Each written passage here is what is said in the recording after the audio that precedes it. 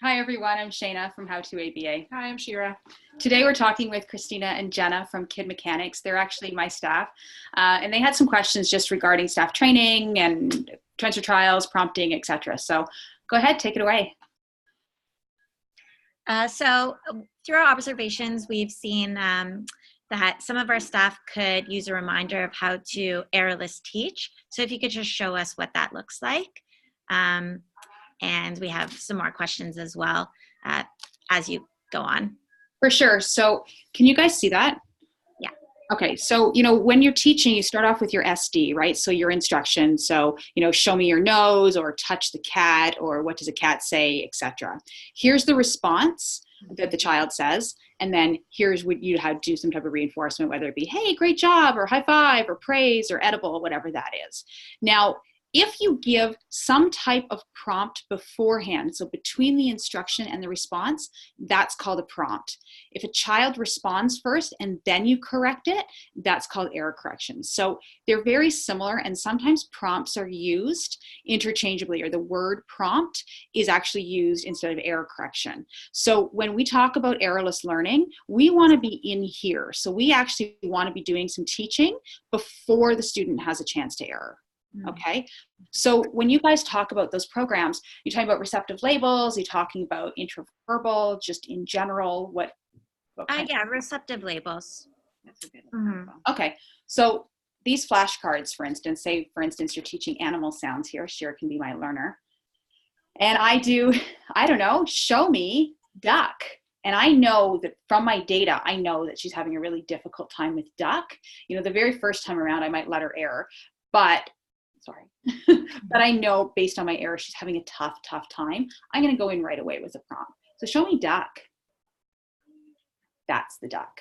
Okay. There's different kinds of prompts that you can use. We always say most effective, but least intrusive. So I could go in with a physical prompt, right? A hand over hand. But if she doesn't need this, I'm not going to pull on her hand, or I'm not going to do this if she doesn't need that. So instead, if she can respond to something like that, that's way better. Okay. So let's try it. Show me duck. That's the duck. Or if I know she's going towards the cat, show me cat, show me duck. This one. So I still did it before she responded.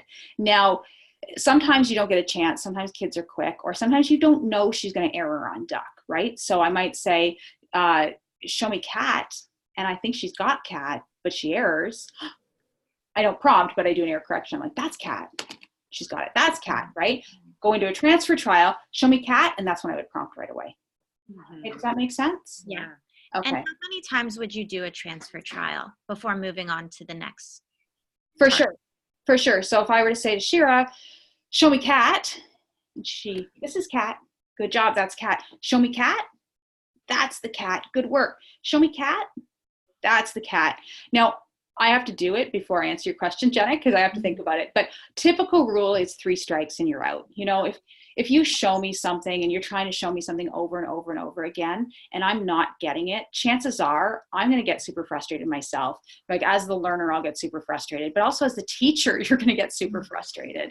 So my suggestion would be, if the child's not getting it, do 3 times, like 3 transfer trials, move on to something else, and then come back. Make sure you come back, but come back after the child's had some success. Got it. Okay.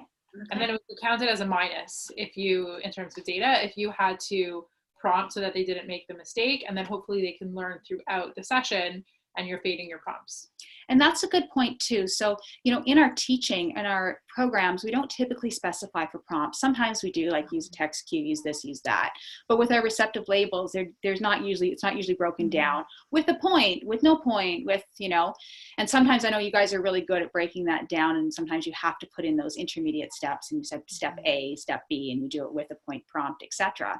And that's definitely individualized for the learner, but some kids only need it for 5 trials and then they've got it, so you wouldn't put that in. Do you guys find your instructors are so awesome in the fact that they want kids to get that data that they don't always prompt? Yes, definitely. So what they'll do is they'll say, well, I'm just going to test and I'm going to let them error because I think they might get it right, and then I can circle the Y on the data sheet. we really have to stress to them that it's okay for kids to get some no's on that data sheet, because if you're doing errorless teaching, it's going to be a no on the data sheet, right? So sometimes you can do no, no, no, no, no, because you're doing some transfer trials, you're teaching errorless and transfer trials. And then all of a sudden, 5 no's, and then all of a sudden they're getting yes, yes, yes, yes, yes, because woohoo, aha, the lights went on, right? And that's really what we'd prefer. And sometimes what therapists will do is if they're introducing a new target or a new set, they might just make this whole day as like, they'll just make a note teaching. And they'll spend the whole day just doing errorless teaching, and they'll make a note of that in the data. And then the next day they'll start taking actual data on that. And that's really effective. And that's really okay, right? Because what we want is if we see a day that says teaching on it, and then we see the next day with 100%, right? Versus like 5 days in a row at 40, 50, 40, 60, right? And then having to fade a prompt and then being prompt dependent, like it has a lot more pros. Yeah. Okay, great. Did that answer your question? Yeah, that was great. Awesome. Thanks, okay, guys. thank you guys. Yeah.